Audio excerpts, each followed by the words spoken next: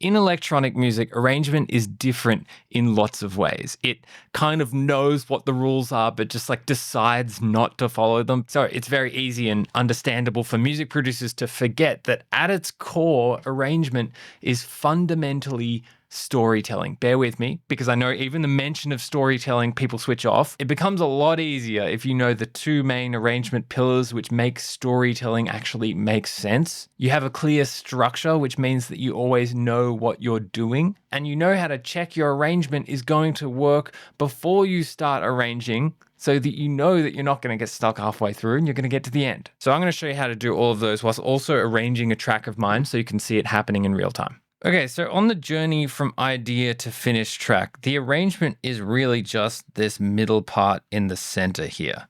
We still have this part over here, and that's important to get our track ready for the arrangement. And then over here, we have like kind of the mixing and the finalizing and the finishing process. That's also very important. This is the whole journey, and arrangement is just one section of it. We're going to break down the arrangement into multiple parts, so it's a little bit more digestible as well. We've got part 1 over here and then part 2 over there. This also gives you momentum, so you know that you're moving forwards, you're actually progressing in your arrangement. This is all part of your process, and you need to know all of the steps. Arrangement is one important section of it, but all of this is important. And in about 10 days' time, entries close for Play It Loud, which is a workshop which is going over every single step of this in very minute detail and building our processes personalized to you, personalized to how you produce music, your genre, your techniques, your strengths and your weaknesses. This has to be personalized to you.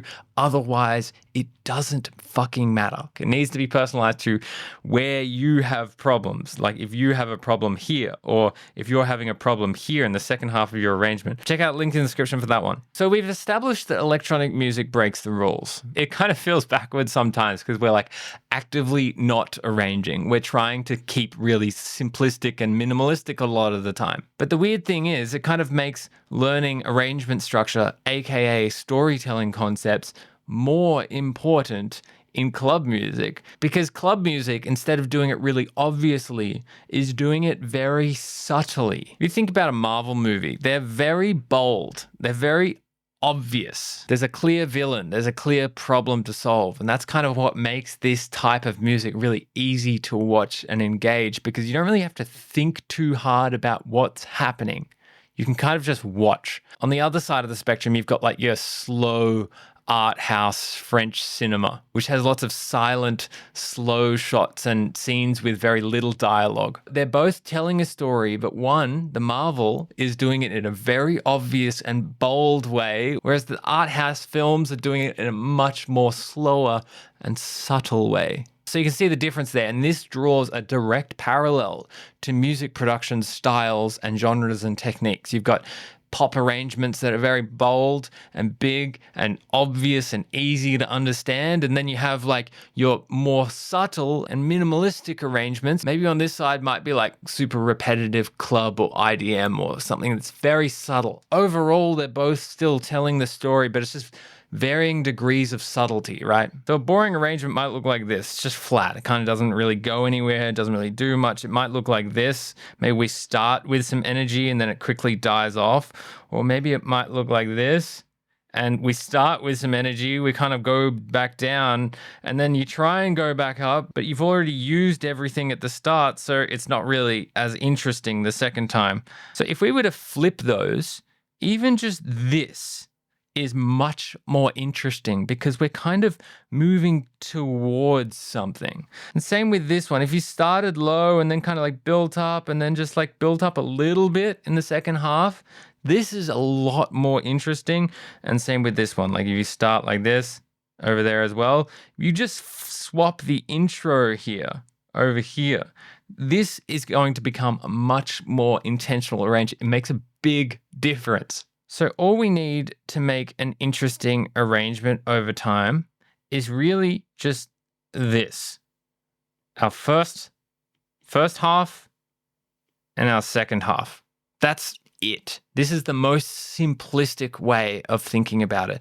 Don't think about like, intro intro, ending, all of that, like break in the middle. No. We can just literally think about first half and second half, and that will give us everything else in between as well. We don't need this like multi-chapter story where we're going up and then we're going down, then we're going down, we're going up, and then we've got like our third drop payoff over here. This will come under this umbrella of first half, second half.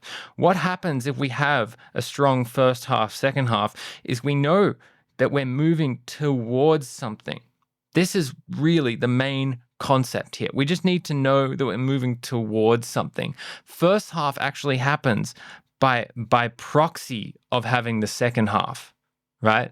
If we have a second half, we will have a first half in relation to that. So all we actually need is just somewhere to move towards this moment over here that's happening later on in the second half of our song. We can kind of like figure out a way to get there, and then we can figure out a way to resolve after that. And that will give us our intro, that will give us our focus, our break, our main outro. So we'll get all of the things that we need in our story if we just aim for second half. This really just simplifies things. Okay, so now we're on the same page. We know and we understand about how storytelling is working in our track. The arrangement pillars is what's translating this storytelling language into musical language so we can actually use it in our songs. Our first pillar kind of explains everything as to why all of this even exists or matters in the first place, and that's purpose and intention. That's all that this storytelling stuff is doing. It's just making our song really purposeful. So we always have somewhere to go. So we're always moving towards something. The second one here is contrast, and that's something that you have to keep your mind on when you're thinking about manipulating energy. If I want more energy in one section, then I'm going to have more contrast in that moment. This is the thing that makes our drops feel really big, hands in the air moment, or really small, subtle. I'm not going to be diving so much into these pillars, but more so just understanding how they were applied in our music production in a bit more of a practical way. I'm just going to be showing you. I want to talk about checking the loop and making sure that you know that it is ready. And this ties into everything that we've just been talking about, that second half. Where are we going to go in the second half? What are we moving towards? This is a track that's quite like down-tempo, repetitive, ambient. It's not really going to be doing too much in the arrangement, but I just need to make sure that it has somewhere to go. And if it does have somewhere to go, then it shouldn't be too difficult to arrange. So let's just have a listen for a moment. This is my like main synth group.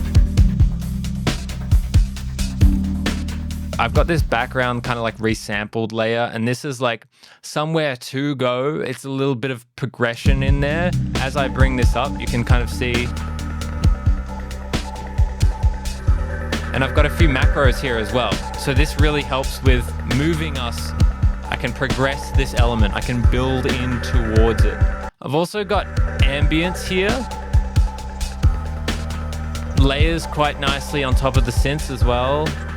But I still need to find where I'm going to go. So I've been working on this alternate version here. And that is combined with me like kind of going into the FM8 sequence in here.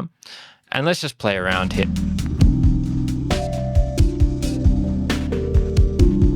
I like this knob here. I think that has a lot of potential for us creating some variation in there. I could like resample it. And I have like changed the arpeggiator here, put in some different notes. Maybe I can put on some effects as well that are going to change it. Maybe I can macro up a few things so I have some options as well. Let's just see what this sounds like. Oh yeah, okay. So this alternate version that I just worked on, I feel like that is more of an introduction of the idea, and that's like kind of like building up towards it. And then we can introduce the idea a little bit later on, and that will give us the second half. So I think that if I can hold off from me putting in this main idea here too early, then the arrangement will be quite smooth because I can save it for the second half. And then as it comes in, I can start building and progressing around it Keeping that in mind, I'm now going to start my arrangement. I start chronologically. So I kind of work my way through the arrangement, and I'll leave my loop over in the left-hand side and then just like copy out things that I need from it rather than just like duplicating everything across. Let's just bring over things that kind of feel like intro to me. I'm just going to flag this 1 min. And let's just trial a few different things. It might make sense to just put this alternate version in from the start and then like kind of strip away at it.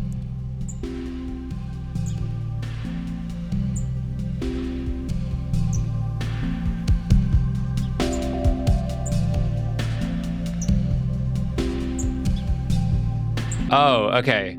Yeah, that works nicely because I am putting in something and I'm lifting the energy a little bit whilst I'm also taking this out, which kind of replaces the space that we've lost and makes things feel a little bit more established and different in here.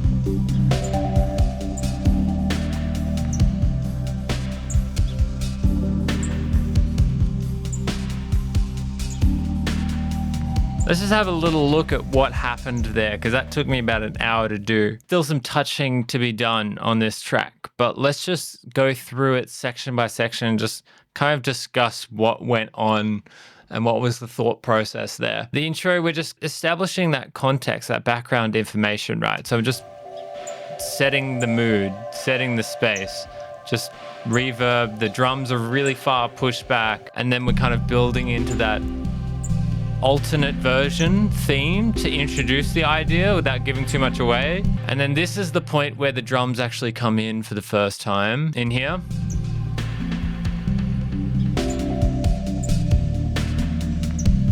And then I knew I needed to build towards this main section in here, but I didn't really know how to do it. So at some point, after building up with a little bit of ambience here, went into this build, and that required me to take some of the drums out here. Also introduced at the same time this theme here.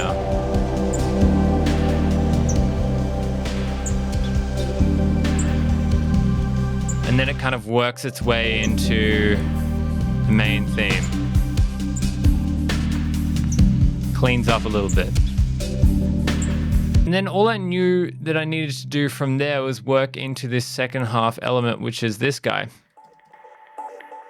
It's kind of textural thing. And so I build into this and then eventually just take this out.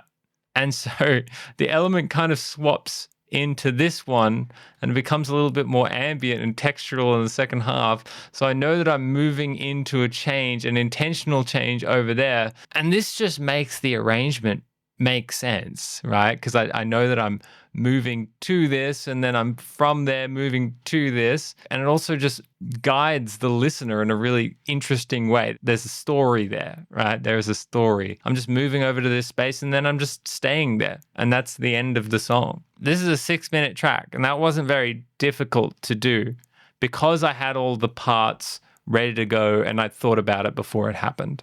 So I hope this helps you kind of see how finishing music or finishing arrangements or finishing every step of the process, no matter what it is, it has to be a decision that you've made. It doesn't really work if it isn't. You can kind of like stumble over the finish line, or you can just decide to cross the finish line and run through it, actually intentionally do it. And to do that, you really need a personalized process. It needs to be working for you. It needs to be adapted to you and your style and how you think about music and your genre and your strengths and your weaknesses. All of this is really adapted and personalized to me, even as I change genre. The workflow, the process, that changes too. So if you want to build your systems for yourself, join me and Play It Loud. The link's in the top line of the description. Otherwise, go work on the other 2 stages of the music production process. And you can do that by watching this video here. It's a deep dive that goes into all the steps. There are some more in-depth things that I went into in this video in the arrangement that talks about how to know when your arrangement is actually finished, to know when it's ready to be mixed, and to know when the mix down is finished as well. So go check out that video in the meantime, and I'll see you in the next one.